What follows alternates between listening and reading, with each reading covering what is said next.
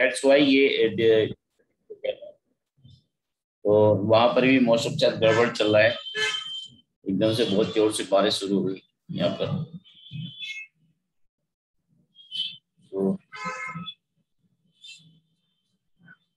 चलिए स्टार्ट कर देते हैं, फिर से वो स्टार्ट बताना पड़ेगा। तो पॉइंटिंग वेक्टर के बारे में बात कर रहा था मैं, एक मिनट जरा फिर से शेयर करूं।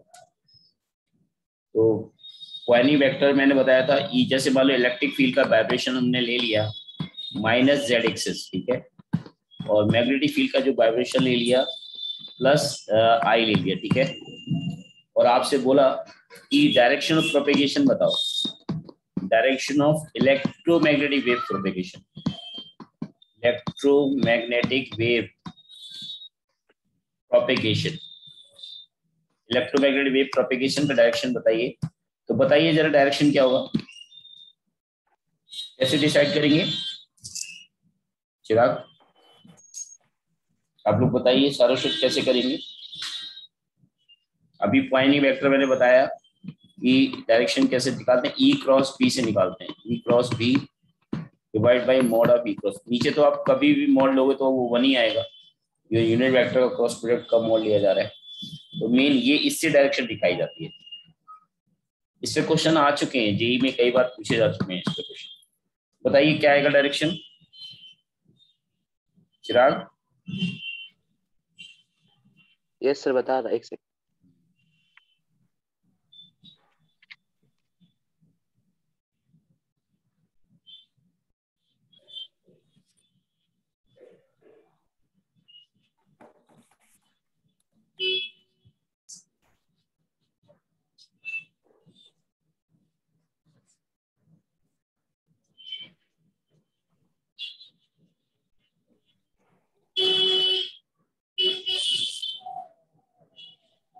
सही जे जेड कैप क्या है, के कैप होगा ना सर ई पे?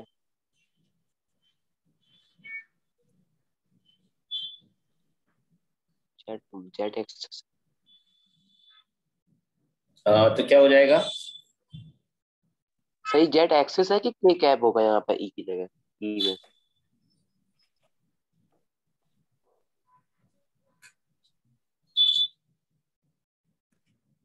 कितना हो जाएगा डायरेक्शन? ये हो जाएगा माइनस के कैप क्रॉस आई कैप, इसका क्रॉस प्रोडक्ट ले लीजिए, क्या आएगा? आपको क्लॉक रूल पता होता है, आई इधर होता है, जे इधर होता है, के इधर होता है। अगर के क्रॉस आई लिया जाए, के क्रॉस आई, ये माइनस को थोड़ी देर के लिए बाहर निकाल लो, के क्रॉस आई क्या होता है? जे होता है, माइनस जे कैप, यही बता रहे थे कि चिराग? हाँ सर, पर उसमें सर मैं जेड लिखा है, यहाँ पे के कैप आएगा। ठीक, यहाँ पे सर ई में ब्रैकेट में माइनस जेड कैप लिख दिया, वहाँ पे के कैप आएगा ना, वहाँ पे जेड तो डायरेक्शन होती है। माइनस के कैप और लिखा वो ना, माइनस जेड एक्सिस लिखा ना, minus Z J cap, minus Z axis, तो चिराग वहाँ पे एक्स आएगा, आई नहीं आएगा सर, वो आपने अलग अलग लिख दिया।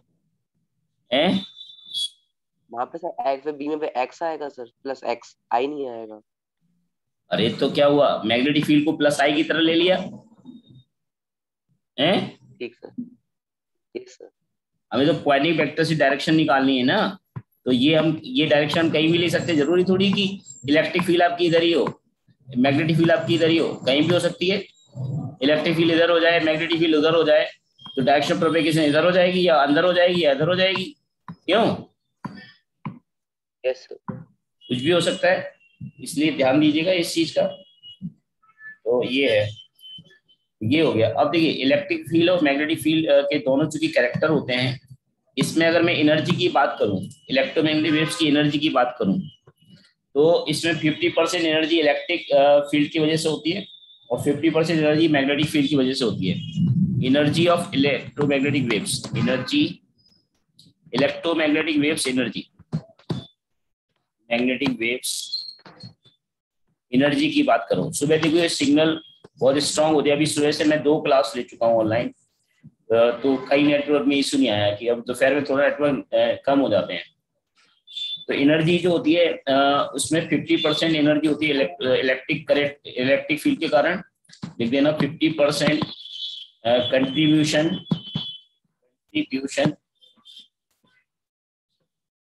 इन एनर्जी, यहाँ पे लिख देना 50% ऐसे 50% contribution in energy is due to electric field and magnetic field, electric field and magnetic field. ठीक है, तो इसमें जो इलेक्ट्रिक फील्ड की जो एनर्जी डेंसिटी होती है है 1/2 epsilon naught E square. Energy density due to electric field होती है, और मैग्नेटिक फील्ड की वजह से एनर्जी डेंसिटी होती है 1/2 B square upon mu naught. ये ध्यान रखना है इसको बोलते हैं एनर्जी डेंसिटी। नोट कर लीजिए, this is called energy density. Energy density का मैंने मतलब बताया था, याद करो, energy per unit volume, energy upon volume. इसको हम लोग इलेक्ट्रोस्टैटिक प्रेशर भी बोलते हैं, इसको हम इलेक्ट्रोस्टैटिक प्रेशर के नाम से भी जानते हैं, इलेक्ट्रोस्टैटिक प्रेशर। और इसको बोलते हैं मैग्नेटोस्टैटिक प्रेशर, मैग्नेटोस्टैटिक प्रेशर। तो ये ध्यान रखिएगा, मैग्नेटोस्टैटिक प्रेशर है। तो ये, और दोनों एनर्जी चूंकि का मैग्नीट्यूड बराबर ही होता है, तो इससे एक इंपॉर्टेंट रिजल्ट निकल के आता है। जो एनर्जी डेंसिटी इलेक्ट्रिक फील्ड का जो मैग्नीट्यूड होता है, वही मैग्नेटिक फील्ड का, मतलब मैग्नीट्यूड वाइज सेम होते हैं, मैग्नीट्यूड इज इक्वल। जब इक्वल होता है तो दोनों एनर्जी बराबर कर सकते हैं। एक इंपॉर्टेंट रिलेशन आता है यहाँ से, 1/2 epsilon naught E square is equal to 1/2 B square upon mu naught. तो यहाँ से आपसे आप कट जाएगा, यहाँ से आएगा ई बाई बी का whole square is equal to 1/म्यू नॉट एप्सिलॉन नॉट। चेक कीजिए, और आपको याद होगा ई बाई बी हमने एक बार बताया था, सी होता है स्पीड ऑफ लाइट होता है, तो ये बन जाएगा C square is equal to 1/म्यू नॉट एप्सिलॉन नॉट। आपको याद करो, हमने बताया था जब भी कोई भी चार्ज पार्टिकल परपेंडिकुलर मूव करता है इलेक्ट्रिक फील्ड और मैग्नेटिक फील्ड के, याद आया, तो अनडेविएटेड जाता है। याद आया बच्चों, जब वो कोई चार्ज पार्टिकल परपेंडिकुलर मूव करता है इलेक्ट्रिक फील्ड और मैग्नेटिक फील्ड के, तो वो सीधा जाता है। Yes sir. तो स्पीड चूंकि वैक्यूम में जा रही है, इसलिए इसको स्पीड ऑफ लाइट बोल देते हैं हम लोग। एक इंपॉर्टेंट रिलेशन आ गया यहाँ से, स्पीड ऑफ लाइट की जो वैल्यू हो गई 1/√म्यू नॉट एप्सिलॉन नॉट। ये वैक्यूम में या एयर में स्पीड ऑफ लाइट आ गई। यहाँ ले सकते हो इन एयर और वैक्यूम, यानी ये जो रिजल्ट बनता है वो स्पीड ऑफ लाइट का बनता है। ओके, अगर हमें मीडियम में निकालना होता तो मीडियम में ये सी ना आके क्या आ जाता, बी आ जाता। तो ये हटा दूं,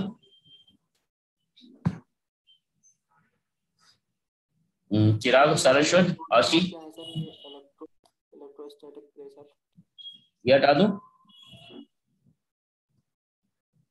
एक सेकंड हो जाइए, एक सेकंड हो जाइए। आशी, आप रिस्पॉन्स नहीं दे रहे हो आशी। हाँ, कुणाल, आपने नोट कर लिया? Yes sir. ओके, नोट करिए बड़ी जल्दी से।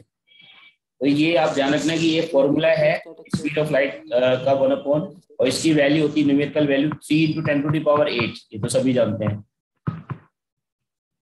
3 × 10⁸ मीटर पर सेकेंड। सरस्वत हटा दूं? सासी, सरस्वत, चिराग, नोट कर लिया? यस सर, हो गया। चिराग हटा दूं बेटा? Yes sir. तो जरा देखिए, अगर हमें मीडियम में निकालना होता तो हटा दीजिए, बस म्यू नॉट की जगह म्यू आ जाएगा, एप्सिलॉन आ जाएगा। ये मीडियम है, इन मीडियम में स्पीड ऑफ लाइट जो होता है वो ये होता है बी। और अगर हम लोग यहाँ पे एक टर्म होता है रिफ्रैक्टिव इंडेक्स ऑफ मीडियम निकालना चाहें, रिफ्रैक्टिव इंडेक्स ऑफ मीडियम, अगर मीडियम रिफ्रैक्टिव इंडेक्स निकालते तो वो सी बाई बी होता है, और इस सी बाई बी को एब्सोल्यूट रिफ्रैक्टिव इंडेक्स बोलते हैं। क्या बोलते हैं? Absolute refractive index. Absolute refractive index जानते हो? दो रिफ्रैक्टिव इंडेक्स होता है, एक मीडियम का रिफ्रैक्टिव इंडेक्स होता है एयर के रिस्पेक्ट में, उसको एब्सोल्यूट रिफ्रैक्टिव इंडेक्स बोलते हैं। यानी speed of light in a medium with respect to speed of light in vacuum, इसको बोलते हैं एब्सोल्यूट रिफ्रैक्टिव इंडेक्स। किसको बोलते हैं? Speed of light, speed of light, speed of light of a medium with respect to speed of light in vacuum, with respect to speed of light in air or vacuum, air or vacuum। यानी C by B का ratio होता है absolute में। यानी कितना हो जाएगा? C की वैल्यू है 1/μ0 एप्सिलॉन नॉट, और ये बन जाएगा 1/μ एप्सिलॉन। तो इसको हम ले सकते हैं μ/μ0 एप्सिलॉन अपॉन एप्सिलॉन नॉट। उसको μr एप्सिलॉन r बोल देते हैं। याद रखना ये जो बना टर्म, ये रिफ्रैक्टिव इंडेक्स का ही बना, इसको refractive index of medium with respect to air बोलते हैं, या म्यू से भी रिप्रेजेंट करते हैं। मीडियम का रिफ्रैक्टिव इंडेक्स एयर के रिस्पेक्ट में, तो ये इसका फॉर्मूला बन जाएगा ये वाला। ये सारा फॉर्मूला इसी का है, तो नोट कर लीजिए फटाफट जल्दी से। और ये क्या है यहाँ पर? म्यू आर क्या है? Relative magnetic permeability. Mu R क्या है? रिलेटिव मैग्नेटिक परमेबिलिटी के नाम से जानते हैं, मैग्नेटिक परमीबिलिटी। और एप्सिलॉन आर क्या है? रिलेटिव इलेक्ट्रिकल परमिटिविटी, जिसको डायरेक्टरी कांस्टेंट भी बोलते हैं। याद करो, एप्सिलॉन अपॉन एप्सिलॉन नॉट बताते हैं इसको, एप्सिलॉन अपॉन एप्सिलॉन नॉट। इसको डायरेक्टरी कांस्टेंट बोलते हैं, इसको बोलते हैं रिलेटिव इलेक्ट्रिकल परमिटिविटी के नाम से जानते हैं, इलेक्ट्रिकल परमिटिविटी। ठीक है भाई, तो लिख लेना जरा साफ साफ। और इसका कोई यूनिट नहीं होता है, रिफ्रैक्टिव इंडेक्स का कोई यूनिट नहीं होता। अगर आपसे कोई पूछे रिफ्रैक्टिव इंडेक्स का यूनिट क्या होता है, कुछ भी होता है। ठीक है, तो नोट कर लिया ये।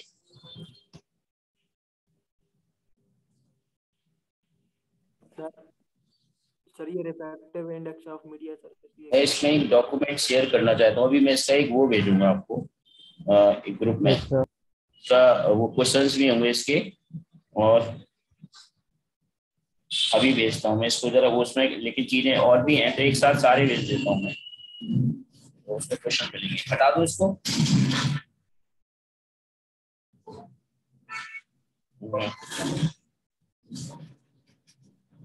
सर ये समझ डेट शीट तो आ गई। इसमें जो सारा सर जो आपने डेट शीट भेजी, इसका नवंबर वाले एग्जाम की वे है डेट शीट है ना ये सरस्वत? ये जो डेट शीट भेजी है नवंबर वाले एग्जाम की है ना? यस सर, वो दिसंबर में शिफ्ट हो गए हैं। जो ऑब्जेक्टिव होना है वो वाला? Yes sir, yes sir. ये जो टेस्ट ऑब्जेक्टिव होना है उसी का है ये।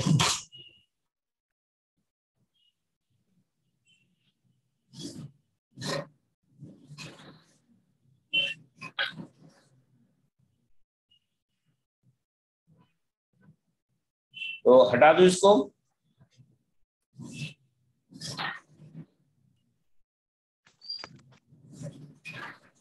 Yes sir.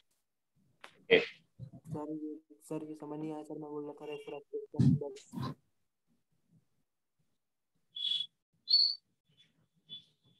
मैं अभी ये भेज रहा हूँ आप लोगों, इसमें ग्रुप में भेजा है मैंने। ईसी और ईएमआई का मैंने कुछ इसमें भेजा है, बीएमसी का विद्या मंदिर क्लासेस का कुछ इसमें सर्किट का, एसी सर्किट और इलेक्ट्रोमैग्नेटिक इंडक्शन का भेजा है। इसका भी इलेक्ट्रोमैग्नेटिक वेव्स का जैसे मुझे मिलेगा मैं भेज दूंगा। तो चलिए इसके आगे हम बात करते हैं। इसमें और भी चीजें होती है, स्नेल्स लॉ अप्लाई होता है। स्नेल्स लॉ तो आप वो लाइट का पढ़ते ही हो, तो इलेक्ट्रोमैग्नेटिक वेव्स में स्नेल्स लॉ भी लगता है। स्नेल्स लॉ क्या होता है वो भी देख लीजिए जरा। अगर दो मीडियम है, मीडियम वन है। कुणाल भैया कुछ कह रहे बहुत देर से। क्या बेटा? सर हाँ बोलो। कुणाल भैया बहुत देर से कुछ कह रहे हैं, मैसेज आ रहे हैं उनके बराबर। हाँ कुणाल क्या बोल रहे हैं? कुणाल बोलिए, आवाज नहीं आ रही कुणाल आपकी। सर मैं बोला था ये रिफ्रैक्टिव इंडेक्स। एक्चुअली वो उसको हिंदी में बोलने के लिए बोला होगा, मैंने एक्चुअली हिंदी में एक्सप्लेन किया ही नहीं ना इसको, रिफ्रैक्टिव इंडेक्स, इसलिए वो इंग्लिश में समझने में दिक्कत होती है। कुणाल डोंट वरी, अभी जितना समझ सकते हो आप उसको समझो कुणाल, है ना। और मैं इसको हिंदी में भी रिपीट करूंगा, चलिए अब देख ले। तो दो मीडियम है, मीडियम 1 मीडियम 2। लाइट चाहे 1 से 2 में जाए, 2 से 1 में जाए, इस मीडियम का रिफ्रैक्टेड इंडेक्स ν1 है, n1 है, इसका रिफ्रैक्टेड इंडेक्स n2 है। रिफ्रैक्टेड इंडेक्स क्या होता है वो मैंने बताया था, c/b1 हो गया, और इसका रिफ्रैक्टेड इंडेक्स क्या होगा, c/b2। यहाँ पे c क्या है, स्पीड ऑफ लाइट, और b1 b2 क्या है, इसमें स्पीड ऑफ लाइट b1 है, इसमें स्पीड ऑफ लाइट b2 है, इसमें वेवलेंथ λ1 है, इसमें वेवलेंथ ऑफ लाइट λ2 है। फ्रीक्वेंसी चेंज नहीं होती, फ्रीक्वेंसी वही रहती है, फ्रीक्वेंसी नहीं बदलती। तो लाइट चाहे 1 से 2 में जाए, चाहे 2 से 1 में जाए, हमेशा ध्यान रखना कि इसमें एंगल I बन रहा है तो इसमें एंगल R बनेगा। इसको एंगल ऑफ इंसिडेंस बोलते हैं, इसको आपतित कोण बोलते हैं, इसको अपवर्तन कोण बोलते हैं। आपतित कोण I है, एंगल ऑफ इंसिडेंस, और अपवर्तित कोण R है, एंगल ऑफ रिफ्रैक्शन R है। तो इसमें क्या होता है, sine I upon sine R। इसमें ये क्या होता है आपका n2/n1 होता है, याद रखना n2/n1, और इसको b1/b2 भी बोलते हैं, और ये λ1/λ2 के बराबर होता है। ये स्नेल्स लॉ होता है, इस पे भी क्वेश्चंस आते हैं इलेक्ट्रोमैग्नेटिक वेव्स में, इसलिए मैंने ये भी बता दिया आपको, तो ध्यान रखिए, this is called Snell's law. समझ आ गया ये? चिराग, सरस्वत, कुणाल, ये स्नेल का नियम है बेटा।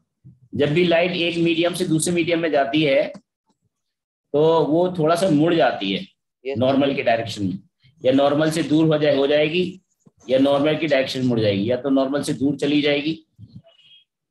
और दूसरे मीडियम जो एंगल होता है उसको अपवर्तन कोण बोलते हैं R, और फर्स्ट मीडियम में कोण को बोलते हैं आपतित कोण I, एंगल ऑफ इंसिडेंस। ठीक है, ये क्लियर है? तो ये स्नेल्स लॉ पर भी क्वेश्चन आते हैं, हटा दो इसको। Saraswat,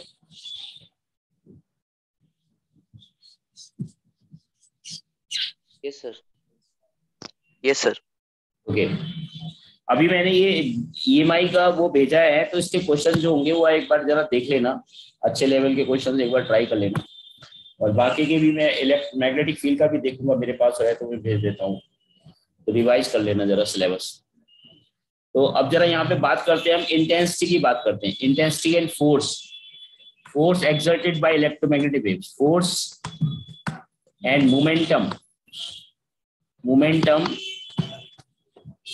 by electromagnetic waves, force and momentum by electromagnetic waves, electromagnetic waves। Electromagnetic waves क्या होता है, फोटोन्स पार्टिकल्स होते हैं, लाइट के पार्टिकल में स्पीड ऑफ लाइट से चलते हैं। तो मोमेंटम अगर लिखना चाहें तो मोमेंटम बराबर क्या होता है, H अपॉन क्या हो जाएगा, mc, मोमेंटम हो गया ना, H अपॉन लैम्डा। तो यहाँ से हम लोग मोमेंटम होता है फोटोन का मोमेंटम P बराबर H अपॉन लैम्डा, जहाँ लैम्डा होता है डी ब्रोगली, यहाँ से भी निकाल सकते हैं, E=mc² से भी निकाल सकते हैं। तो यहाँ से अगर मैं देखूं तो mc की वैल्यू क्या हो जाएगी, E/c, तो P बराबर E/c, ये मोमेंटम हो जाता है। ये भी फॉर्मूला यूज करते हैं हम लोग, है फोटोन लाइट का पार्टिकल है, तो क्या कोई भी पार्टिकल हो जिसकी वेवलेंथ हालांकि कांस्टेंट है, it is suggested by de Broglie, इसको डी ब्रोगली ने सजेस्ट किया था, ब्रोगली, और इसको सजेस्ट किया था आइंस्टीन ने। किसने? एच प्लैंक कांस्टेंट है क्या? आइंस्टीन। क्या बेटा? H Planck's constant, yes, H Planck's constant है। एच क्या प्लैंक कांस्टेंट है? हाँ, प्लैंक्स कांस्टेंट है। एच की वैल्यू होती है 6.6434 होता है, क्या होता है 10⁻⁻34 होता है, कितना होता है याद है किसी को? प्लैंक कांस्टेंट की वैल्यू 10⁻34 होती है, आई थिंक सो, है ना, 6.64 10⁻34। फुल सेकंड याद नहीं है आप लोगों को प्लैंक कांस्टेंट की वैल्यू क्या होती है? क्या भाई? तो यहाँ से फोटोन की मूवमेंट हम यहाँ से निकालते हैं और हम बात करते हैं फोर्स। 34 होती है, -34। कितना होता है? 6.62 होता है ना? 6.62 क्या सरस्वत? होता सर, आवाज थोड़ा मुझे कम आ रही, क्या बोल रहे 6.6 हो? होता है, बाकी 6.6 ही होता। 6.62 बोलते हैं वैसे, अगर लिखने के लिए 6.6 लिख सकते हैं, 10⁻34 लिखते हैं जूल सेकेंड। चलो अब बात करते हैं फोर्स की। अब देखो फोर्स निकालने के लिए अब डिपेंड करता है, अगर मान लो इंटेंसिटी क्या है, आई है, let I be the intensity of electromagnetic waves, intensity of electromagnetic waves I है, इलेक्ट्रोमैग्नेटिक वेव्स। इंटेंसिटी क्या है होता है वो मैं बता देता हूं आपको। इंटेंसिटी का मतलब होता है energy per unit area per unit time. Energy per unit area per unit time को इंटेंसिटी बोलते हैं। तो फोर्स कैसे निकलता है, अब डिपेंड करता है किस सरफेस पर वो लाइट पड़ रही है, उसका एरिया क्या है। तो प्रोजेक्टेड एरिया लेना पड़ता है। क्या, कैसे प्रोजेक्टेड एरिया लेते हैं? इसको हटा दूं सर ये फोर्स चिराग? क्या लगाएगा? Yes sir. तो किस तरह से प्रोजेक्टेड एरिया लेना पड़ता है, जैसे मान लो हमारा ये कोई स्फीयर है और इलेक्ट्रोमैग्नेटिक वेव्स आ रही हैं, इसमें इलेक्ट्रोमैग्नेटिक वेव्स आ रही हैं और इसका प्रोजेक्टेड एरिया लेना पड़ता है। प्रोजेक्टेड एरिया का मतलब ये हुआ कि क्रॉस सेक्शन एरिया लेना पड़ता है। इसका ये वाला एरिया नहीं लेना पड़ता, इसका प्रोजेक्टेड एरिया ये कहलाएगा। तो इंटेंसिटी अगर आई है और इसका प्रोजेक्टेड एरिया ए है, रेडियस इसकी आर है, तो प्रोजेक्टेड एरिया क्या बन जाएगा इसका, पाई आर स्क्वायर बनेगा। तो दो तरह का होता है, अगर हम इसमें इलेक्ट्रोमैग्नेटिक वेव डाल रहे हैं और ये एब्जॉर्बिंग है, मतलब ये बॉडी कैसी है, मान लो ये परफेक्टली एब्जॉर्बिंग है, body is perfectly absorbing. Perfectly absorbing का मतलब हो गया कि जो भी लाइट पड़ेगी वो पूरा सोख लेगी, एब्जॉर्ब करेगी। तो जो फोर्स लगेगा वो आई ए बाई सी लगेगा। कितना? आई ए बाई सी। मेरी बात समझ में आ रही है? आई ए बाई सी का अगर यूनिट निकालोगे तो न्यूटन आ जाएगा। चेक करो जरा, आई ए बाई सी न्यूटन आ रहा है कि नहीं आ रहा है। देखो आई की यूनिट क्या हो गई, आई की यूनिट हो जाएगी वॉट, वॉट पर मीटर स्क्वायर, वॉट पर मीटर स्क्वायर। और एरिया की क्या होगी, मीटर स्क्वायर अपॉन सी की क्या होगी, मीटर पर सेकेंड। तो ये कट जाएगा जरा, तो वॉट को क्या ले सकते हैं, जूल पर सेकेंड, जूल पर सेकेंड। और ये हो गया मीटर और सेकेंड ऊपर चला जाएगा, तो सेकेंड से सेकेंड चलाएगा। जूल को क्या ले सकते हैं, केजी मीटर पर सेकेंड, केजी मीटर स्क्वायर पर सेकेंड स्क्वायर अपॉन मीटर, क्या बन जाएगा, केजी मीटर पर सेकेंड स्क्वायर बना। ये क्या होता है, न्यूटन ही तो होता है। ये होता है कि नहीं, बोलिए।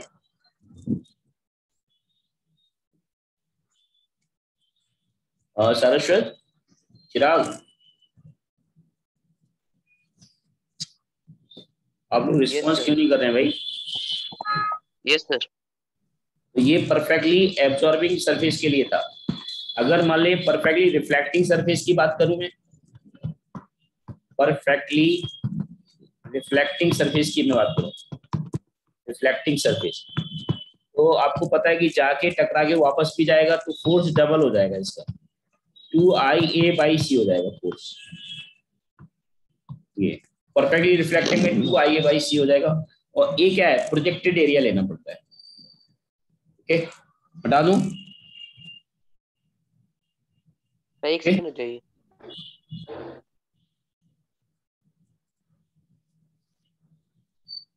तो अभी आज मैं ये जो भेज रहा हूँ इसके क्वेश्चंस वगैरह, ये इलेक्ट्रोमैग्नेटिक वेव्स के भी भेज दूंगा, उसके क्वेश्चन ट्राई करना। और कल इसके क्वेश्चन डिस्कस करेंगे। एसी के क्वेश्चंस भी हमने नहीं डिस्कस करे अभी, और इसके भी, तो कल क्वेश्चन डिस्कस करेंगे। फिर हम लोग, मैं तो चाहता हूँ एक बार पूरा डिवीजन करवा दिया जाए एग्जाम से पहले, फिर रे ऑप्टिक्स के बाद शुरू करें। क्यों, क्या सही कह रहे हो? सर। सर रिवीजन मत कराइए सर, कोर्स का पहले कंप्लीट कर लें सर पूरा। अच्छा, ऐसा कर दें। सर पहले कोर्स कंप्लीट कर लें सर, फिर बाद में रिवील करेंगे। चलो चलो ऐसा कर लेते हैं, कोई बात नहीं। लेकिन आपको रिवीजन आप खुद कर रहे हो कि नहीं कर रहे हो, पहले बताओ। हैं? कर रहे हैं सर, कर रहे हैं ठीक सर। है, करते रहिए और क्वेश्चन वगैरह भी पूछा करिए। पहले तो क्वेश्चन पूछते थे, आजकल क्वेश्चन भी नहीं पूछते हो, है ना। हटा दूं इसको, बोलिए जल्दी करिए, मेरी क्लास का टाइम हो रहा है। वैसे लेट हो गया आज मैं थोड़ा, क्योंकि 3 बजे मुझे ओवर करनी थी क्लास। सॉरी 2:30 से स्टार्ट हुई थी ना क्लास ये, और 2:30 से लिया था हमने क्लास, 2:15 से लिया था। 2:30। ओके, तो एक काम करते हैं कि क्लास को थोड़ा सा जल्दी कर सकते हैं हम लोग, 2:15 से कर सकते हैं, 2:15 से, क्यों? Yes sir. 15 से कर देते हैं। एक्चुअली मेरी 3:30 पे मुझे निकलना होता है, क्लास होती है सेंटर में। बट पहले से तो नेटवर्क अच्छे आ रहे हैं ना चिराग? Yes sir. ओके, चलिए हटा दूं इसको। Yes sir. अब देखिए, अगर मान लो कोई body partially reflecting and partially absorbing है, तो if a body is partially reflecting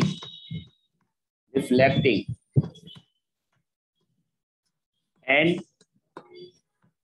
partially absorbing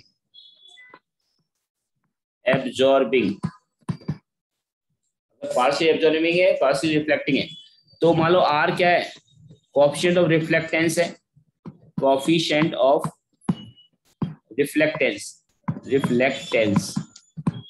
और ए क्या है, कोएफिशिएंट ऑफ एब्जॉर्बेंस बोलते हैं, एब्जॉर्बेंस। तो इसमें अगर फोर्स की बात करा जाए, तो फोर्स हम लिखेंगे इसमें क्या हो जाएगा, IA/C। और अगर रिफ्लेक्टिंग है इसमें, तो रिफ्लेक्टिंग के लिए हम लिखेंगे इसमें इसमें हो जाएगा आपका, जैसे A की 1 इक्वल टू क्या होगा, A प्लस R की वैल्यू के बराबर होगा। तो अगर मैं R के टर्म में लिखना चाहता हूँ तो 2R/2 टाइम्स 2 लगाएंगे, इंटू मल्टीप्लाई बाय R करेंगे, प्लस, और इसको लग सकते IA/C, और ये हो जाएगा 1 - R, ये आएगा। अगर R के टर्म में देना है तो आंसर ये देंगे, कंप्लीट फोर्स हो गया ये। और अगर A के टर्म में देना है तो देखेंगे, इसको लिख सकते हैं 2IA/C, और R को ले सकते हैं 1 - A, और इसको ले सकते हैं IA/C इंटू A। याद रखना ये भी फोर्स है, ये in terms of coefficient of absorbance है, ये in terms of coefficient of reflectance है। अगर मान लो दोनों के टर्म में देना है तो लिख सकते हो 2IA/C into R plus IA/C into A। ये दोनों, ये भी सारे फॉर्मूले एक ही है, बट डिपेंड करता है कि क्वेश्चन में A दिया है तो ये आएगा, R दिया तो ये दिया, और दोनों के टर्म में देना है तो ये आएगा। ये समझ आया सभी को? चिराग, सरस्वत? Yes sir. तो आज के लिए इतना ही रखते हैं। इलेक्ट्रोमैग्नेटिक वेव्स ऑलमोस्ट फिनिश है। अब आपको इसकी क्या लिखना है, ये इसका जो इलेक्ट्रोमैग्नेटिक वेव्स का जो ऑर्डर होता है ना, वेवलेंथ का इंक्रीजिंग और डिक्रीजिंग, कि सबसे हाई वेवलेंथ कौन सी होती हैं और लो वेवलेंथ का क्या होता है, इसको हम लोग इलेक्ट्रोमैग्नेटिक वेव स्पेक्ट्रम बोलते हैं। वो आप याद कर लीजिए, आपके एनसीईआरटी में दे रखा है इलेक्ट्रोमैग्नेटिक वेव स्पेक्ट्रम। तो इलेक्ट्रोमैग्नेटिक वेव स्पेक्ट्रम को याद कर लीजिए, लैम्डा का इंक्रीजिंग और फ्रीक्वेंसी का डिक्रीजिंग ऑर्डर। जो लैम्डा का इंक्रीजिंग ऑर्डर होगा वो फ्रीक्वेंसी का डिक्रीजिंग ऑर्डर होगा। ओके, हाई फ्रीक्वेंसी किसकी होती है, लो फ्रीक्वेंसी किसकी होती है, ये जस्ट माइंड में रखना है एक बार। याद ही करना पड़ेगा, काम क्या है, याद ही करना पड़ेगा, निकाल नहीं सकते। नहीं निकालने के लिए आप इतना टाइप को टाइम, रेंज याद होती है ना, रेंज होती है यहाँ से लेके यहाँ तक इसका रेंज होती है ना। तो एक आइडिया लेना होता है कि सबसे हाई फ्रीक्वेंसी के कौन होते हैं, लोएस्ट फ्रीक्वेंसी के क्या होते हैं। अगर आप वेवलेंथ याद रखोगे तो फ्रीक्वेंसी निकाल लेना, या तो एक चीज याद रखना पड़ेगी, या तो वेवलेंथ या फ्रीक्वेंसी। फ्रीक्वेंसी याद रखो तो वेवलेंथ निकाल सकते हो, क्योंकि C = F/λ होता है ना। तो इससे आप निकाल सकते, एक तो याद करनी पड़ेगा, या तो वेवलेंथ या फ्रीक्वेंसी। और किन किन जो वेव्स का क्या क्या यूज होता है, रेडियो वेव्स का क्या यूज होता है ना, और गामा रेज का क्या यूज होता है, एक्स रेज का क्या यूज होता है, ये जस्ट आपको माइंड में रखना है। इसके मेडिकल में क्या यूजेस हैं, साइंस में क्या यूजेस हैं, बस एज ए थ्योरी की तरह उसको याद कर लेना। ठीक है, आपको उसमें मिल जाएगा, मैं इसके नोट्स भी भेज दूंगा आपको जैसे मेरे पास आते हैं। ठीक है, ओके, यस सर। ठीक है, ओके चिराग, आशी, यस सर। चलिए कल की क्लास 2:15 पर होगी, 2:15 PM। यस ओके, सर, इस बार 1.5 आवर में सर पता भी नहीं चलेगा पेपर खत्म हो गया। कैसा हाफ? तब 1.5 आवर में तो पता भी नहीं चलेगा बोर्ड का पेपर कब शुरू हुआ था कब खत्म हो गया। अच्छा, बहुत कम टाइम है सर, 1.5 आवर पता भी नहीं चलता कब शुरू हुआ था कब खत्म हो गया था। अच्छा अच्छा, चलिए कोई नहीं, चलो ओके। Yes sir.